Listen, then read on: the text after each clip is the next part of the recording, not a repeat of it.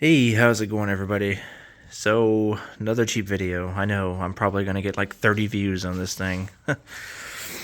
I know my channel was originally for guns and lights. I don't get any views for the Jeep videos, but that's okay. So, um, still debating on making a separate channel for it or just combining it all into one. It just seems like too much work to make multiple channels. I just want everything I do in one channel, so it's not necessarily just about my guns and my life, or sorry, my guns and my lights. It's about what I do around here. So, anyway, I'm working on the truck. Oh boy. Oh, look at all that rust. I mean, I have seen some videos on YouTube of rust, but damn, that is a lot of rust.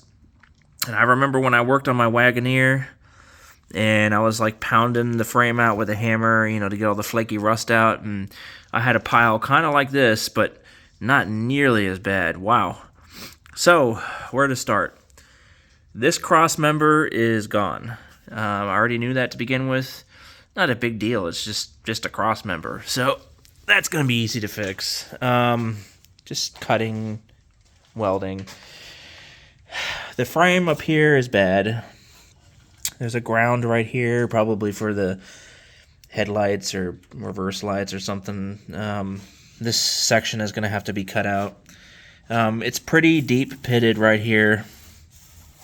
So I'll probably cut the upper lip off and weld in some new steel. The middle section, let me turn on the light, is pretty bumpy, but you got to remember this. Look at the upper section, if I can get it on camera. The upper section right here. That's pretty bad, but it's still thicker than 1/8. So this is 1/8 right here. The frame is still thicker than that plate. So I'm not worried about structural integrity, to be honest. This is just the outside. Me looking at the side of it, so that doesn't count these pits right here. So the sections that are really, really badly pitted, I will probably cut out and fix. The middle part, I'll be honest, it's bad, but I'm probably just going to clean that up. I already pounded it with a hammer. I'll probably go at it again, when I get there. Clean it up with a wire wheel and paint a bunch of coats of rust reformer and call it a day. This bottom lip right here, I don't know. We'll see. Maybe I'll cut the top and bottom lips off the C-channel and weld in some fresh steel in there. I don't know. We'll see what happens. This down here needs to be cut out, definitely. So I'm probably going to cut that out and weld that, just like this. So this section of the frame is a little worse, or a lot worse, actually. And you can see how thick this is. I mean, it's really thick. So it took a lot to rust this frame out. It's actually shocking how somebody could allow this to happen, but it happened. Unfortunately. So I'm going to have to cut this bottom lip out. The top one is okay. You can see the top is fine.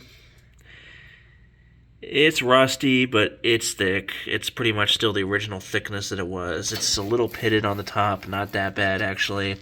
It's mainly just the middle and the bottom. It's supporting its weight. I've been in the bed before I cut this out. Nothing happened. So I'm probably going to cut the top lip out, at least sections of it. See how it's fine up here. This is actually still good. It's only bad on the last foot. So I'm going to cut out this top piece, cut out maybe 2 feet of the bottom, weld it in, maybe even parts of the middle, just sections, or leave the metal in there, clean it up, paint it, and then weld some plate steel over top of it. The problem with welding metal over top of metal is it's just going to make it rust worse once it starts to rust again. So I'm not really sure how I'm going to go about this side. This side is the worst. You saw how it went through in little pinholes. This side is not nearly as bad.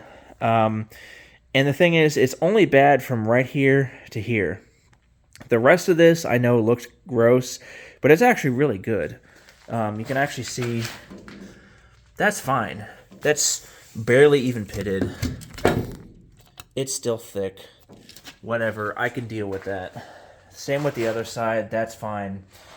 You're not really seeing what I'm seeing on video. It's hard to show you guys. Now, there are a few sections on the frame, excuse me, that are bad. This is the gas tank right here. The gas tank is actually, I can't tell from the top, but the bottom and the sides are fine.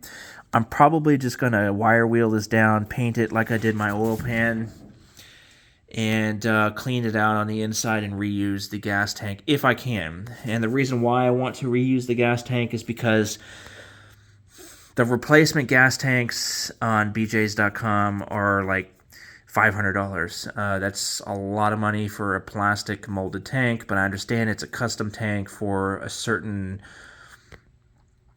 very rare specific amount of people, so they can charge a premium. So I'm going to try to save that gas tank. The frame right here is bad, just a little section right here. The rest of this is really thick. It's still thick. And again, this is actually, the J10 and J20s have a thicker frame than the Wagoneer. The Wagoneer is about an eighth of an inch, which is like that plate right there. The J10s are not quite 3/16. They're not 1/8. They're kind of in between. So if the J10 rusts down to an eighth, I'm fine with that because it's basically the same Jeep. The only thing is it's a truck. So it's meant to pull stuff or haul a lot of crap in the bed.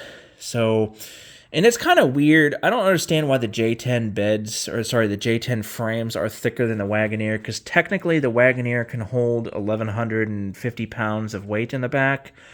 The J10 is meant for 1,500 or so. I mean, not quite 2,000. You got to go based off the gross vehicle weight. So the gross vehicle weight on this thing is 6,000 pounds or 6,100 pounds. The gross vehicle weight on the Wagoneer is actually, I think, 6,200 or 6,400 pounds. Don't quote me on that. So it's actually higher on the Grand Wagoneer, oddly.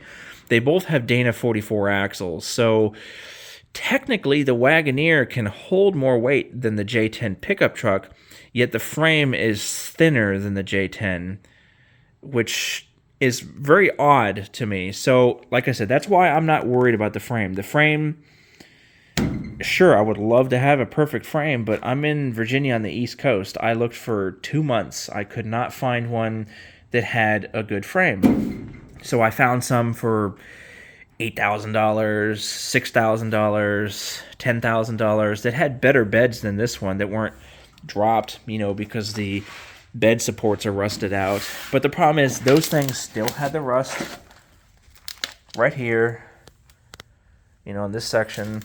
They still had the rusted out wheel wells, and I forgot what they're called. They still had these rusted out sections right here. They all had that. All the J10, J20s have that. So the way I saw it was, and on top of that, I was looking at one online in Northern Virginia. The guy was like a half red, half white. Mine is half blue, half white. His was a barn find, so he said had low miles. He got it running. He drove it around his neighborhood. That's fine. That one can drive. This one can't. I get it. So, however, when I asked him for pictures of the frame, he went down there. He actually did take pictures of the frame. He took pictures of the center cross member, which is this piece of, if I can get my finger in there, that piece of steel that goes all the way across, right up here. That's the center cross member above the rear differential. He took pictures of all that stuff, and the frame was crusty, pitted, just like this one. The rear cross member on these Jeeps is, they actually sit, the C-channel and the cross member sit on top of each other. So what happens when metal is sitting on top of each other is it actually tends to rust in between it. It actually starts to split it and separate it. And actually the frame on that one was starting to sag and drop on the C-channel. This one actually is not rusted in between. So it's actually interesting how different various vehicles will rot out. So, but again, that one was drivable in the neighborhood, whatever. This one runs and it will drive. It just not safe right now with this condition. So, would you rather spend? And I only spent $800 on this thing. I spent $1,000 total because I bought other parts, but I only got $800 in this thing. So, would you rather spend $800 if you had the skills that I do? And I'm not saying I'm super skilled, but I know how to weld, I know how to cut, I know how to fix things like this. So, would you rather spend $800, fix this stuff? It'll probably cost me $2,000-$3,000 to fix. That's including new tires, new leaf springs, etc. So, would you rather spend $2,000 or $3,000 on fixing that, or would you rather spend $6,000-$7,000 on one that has the same rust on these panels on the outside that I'm talking about, like this right here? They tend to all rust right there. Would you rather spend $6,000, $7,000, $10,000 on Jeeps that rust like that, or are as rusty as this on the outside, which means they're rusting on the inside, and they still have pitted frames? Or would you rather spend $800 on one like this? So that's why I spent $800 on one like this. Another problem is, oh man, used car prices are just out of control, aren't they? You know, a piece of crap like this thing used to go for like $300. Now it's $1,000. So, and Jeeps that need new engines or still pieces of crap, just not as bad as this one, they're like still commanding $7,000. It's ridiculous. So anyway, I won't make the video too long. This cross member needs replaced. The bed support right here is completely gone. This is the bed support right here, this piece. The bed support over here is gone. That's why it's dropped. The bed is dropped in that corner. It's only half here. This is half of it. The other half is right here. It used to go across here. So that bed support is done. The second bed support, or third bed support, is this one. Runs all the way across into here, up against the inner wall. You could see it sitting on the inner wall right there. That looks like a bed support, but that's actually just a bed support. No, I'll correct myself. That is a third bed support. So you got 1, 2, 3 here. You got 4 bed supports right there. I think there was a 5th one back here. So you have 5 bed supports on this Jeep. And on top of that, you got like little panels that are, or little pieces of framing that are like, 6, 7 inches that are in various spots in here that help support the bed. They're welded to the bed supports that are bolted to the frame. So my plan for this is, I don't want to put a flatbed on this. I mean, I live in the country. There are many Tractor Supplies around here. They sell flatbeds. I could easily take this piece of shit off. I could go over there, get the engine running, whatever, fix the gas tank, etc., make sure the brakes work, get new tires. I could do all of that stuff, which I'm still going to have to do, and go over there and purchase a new bed, a flat bed for this thing, call it a day, bolt it on, whatever, make whatever brackets I have to. But why would I do that? I kind of want to keep this thing as original as I possibly can. So I do like this color. I can actually tell now that I've been looking at it, it has been repainted at one point. Whatever blue they put over top, however many years ago, they didn't prep the original paint. The original paint actually looks better. You can actually see it's a brighter blue. This is more like a purplish blue, like a navy blue. And it's starting to peel off. That's fine, whatever. But I want to keep the original bed. I love the blue. I absolutely love the blue on this Jeep. This baby blue interior. I know baby blue. Oh my gosh, that's ugly. But there's something about this. I just love this. When I clean this all up and fix all this stuff, a year from now, you guys will be shocked. Okay? So I want to keep the original bed. I'm going to have to fix the rust in here. I'm going to have to fix the rust there. I'm going to have to fix the bed. Now, they don't make bed supports for this Jeep. However, these bed supports, these longer ones, this one, that one, this one, and the one or two over there, They're like 70 inches long, 68, 70 inches long. I can buy bed supports for like Chevys or Fords. Some of them are like 60 inches. Some of them are 75 inches, whatever. Obviously, I'd buy the longer one. You just cut off whatever excess you don't need. All I'm going to have to do is, make some new brackets, like this right here that's bolted to the frame. Not a big deal, to be honest. To be honest, this is actually not a bracket. This is actually part of the bed support. It uses like rubber underneath here, I guess, to keep the vibration metal on metal noise down. So this used to be a bed support. And then there's more bed support here. Brackets, right there and right there. So all I got to do is take this entire bed out. I thought I could actually save the middle part of this bed, this corrugated 16 gauge. I think it's 16 or 18 gauge steel. I thought I could save it. It's actually really good in the middle right here. It was just really bad in this section, hence why I cut that section out right here.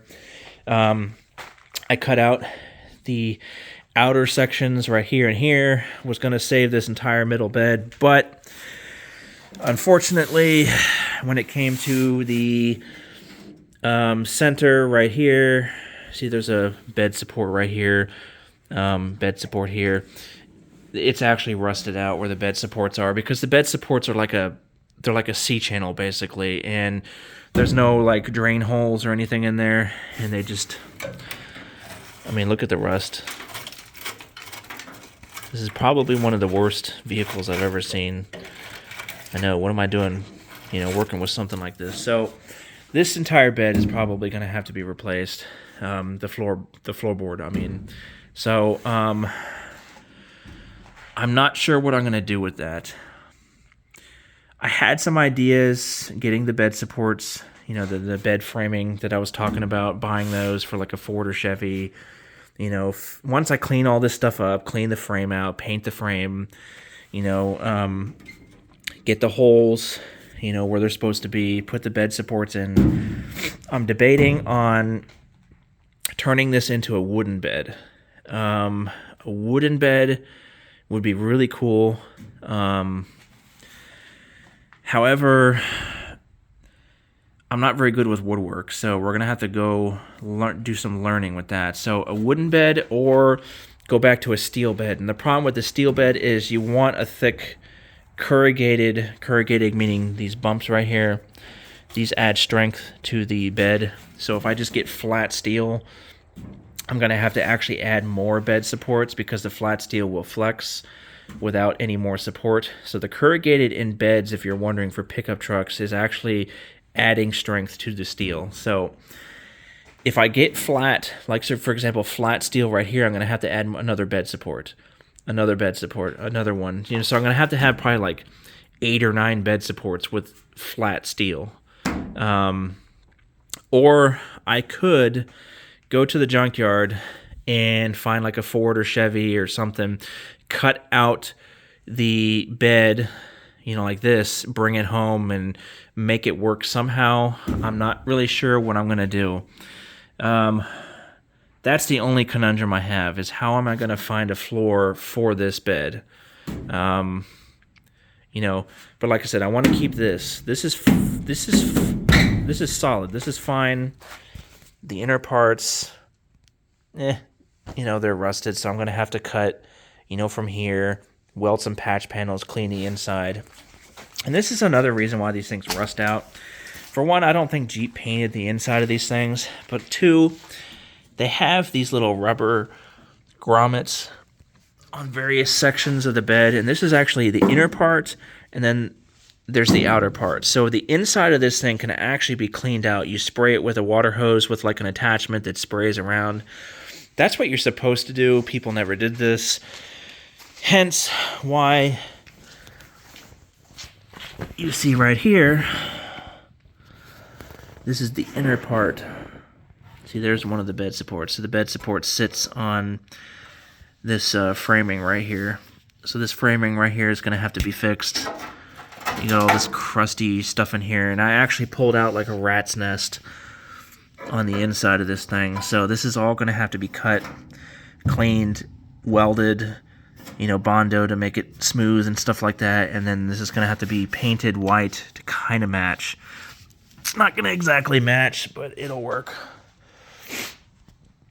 So that's what I'm dealing with. This is a project. I don't think I've seen quite a project like this. I know people do swap beds, but I'm rebuilding mine. I've been on the Jeep forums for many years. I have not seen anybody rebuild a bed, to be honest. And this is what I'm going to do. I'm going to do it. This is not going to be a flat bed. This is going to be a truck, pickup truck bed. So, forgive me, I'm a little tipsy. So, I ran out of cutting discs, broke one here. I'm done for the night. I just spent like a couple hours on this, just cutting this out. So it's just going to be a day-to-day process. Tonight I'm probably going to look for some bed supports, see what I can do. You know, I also kind of had this really cool idea, what I was thinking. I know it's a long video. What I was thinking of doing was, you can't see it over there, but there's an 8-foot horse gate. The horse gates are only like $140. They're tube steel. They're meant to stop horses. Horses are like 1,000 or 1,400 pounds. They're heavy. So if a horse gate can stop a horse, I'm actually really thinking of maybe buying an 8-foot horse gate. So the 8-foot horse gate is our cattle gate. They are 7 foot, like 6 inches. This bed from here to here is 8 feet. This is 8 feet. So 7 foot 6 inches would actually sit like right here on the cross member. That's actually perfect. Another thing is, from this wheel well to this wheel well is 50 inches. 49 and a half, 50 inches. The horse gate or cattle gate is 49, 50 inches. So it would actually sit right here and here. And of course, it would be this long right here. That's actually perfect. The only problem is the frame. I don't know if you can see, but it's flat right here, and then it comes up in a hump, and then it goes down, and then it's flat. This is the reason why there's like these little metal brackets right here for these bed supports, and that's the reason why the bed supports are only here and over there. There's actually no bed support right here, except for like a little thin cross member right here, but nothing really sits on the frame per se. So if I get that horse gate, it'll actually be sitting outside the frame here, all the way over, outside the frame here. All I'd have to do is either cut the tube, you know, right here at this angle to, you know, kind of past the hump in the frame, and then it would sit right here in the cross member. I could weld it to the frame. I could weld whatever bed I wanted to put on here and then be done with it. I know it sounds weird. Maybe you guys can't see that. I know it's not, you maybe not be able to envision it, but I can envision a cattle gate sitting here. And the thing is, the cattle gate is 2 inches thick, you know, from as far as the tube goes. This bed support is 2.5. So all I'd have to do is just weld a like little bracket for the tube to sit on, 1/2 inch, and it'd be perfect to be flush. And the reason why I was thinking about the cattle gate is it has supports everywhere in between the gates. So instead of having 4 bed supports, I'd have like 7 bed supports, and it'd also be support in the middle. You know, it'd have supports everywhere. So that way I could actually weld flat steel on top of that and not have an issue. So I wouldn't have to, you know, add this. And on top of that, the cattle gate is only $140, to whereas the bed supports are $300 plus. And I'd also have to add more support as well because I'm going to be using flat steel or wood, etc. So I don't know. Can you guys see what I'm seeing, or am I just being stupid? Let me know what you guys think. I know it's dumb. I'm going to throw a cattle gate on my bed, and that's what I'm going to use for support. But what's the difference between that and a bed support? It's like almost the same. So you just got to modify it a little bit. So we'll see what happens in the future. But for now, I got to save some money up, cut out some more rust. go from there. The main important things is to get this shit off, look at the framing, take the gas tank off, fix whatever on the frame I need to fix while this is open. Once the frame is fixed, I need to replace this leaf spring because, like I said, when metal is between metal and it rusts, it actually starts to push the leaf springs apart. So there's actually, it broke off one of the bottom springs, so there's only 3 springs on here, not 4, and the springs are separating. So that leaf spring needs to be replaced. This one is okay for now, so to save money, I'll just do 1 spring. I'll get to the other one later down the road. The front leaf springs are fine. I'll replace those way down the road and not worry about that at all. There's no broken springs. There's no rust in between them. It's just this one for now.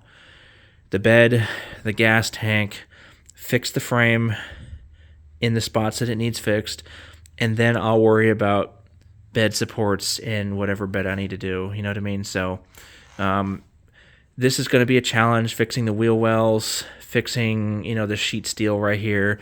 I'm going to have to cut this all out, get some 18 gauge or 20 gauge steel, weld it in there, tack weld it. I'm going to have to hammer it to kind of shape it and form it. But I know I can do this. I'm limited on supplies, but at least I have a garage now, and we'll go from there. And I really appreciate you guys watching this video. I know I'm probably only going to get like 20 views because it's a Jeep video and it's not a gun video, but I'll upload some gun videos soon. And wish me luck. I mean, if you guys have any information on this stuff, if you've ever done anything like this before, let me know. I doubt any of my subscribers know anything about this, but hey, you never know. So thanks for watching, guys.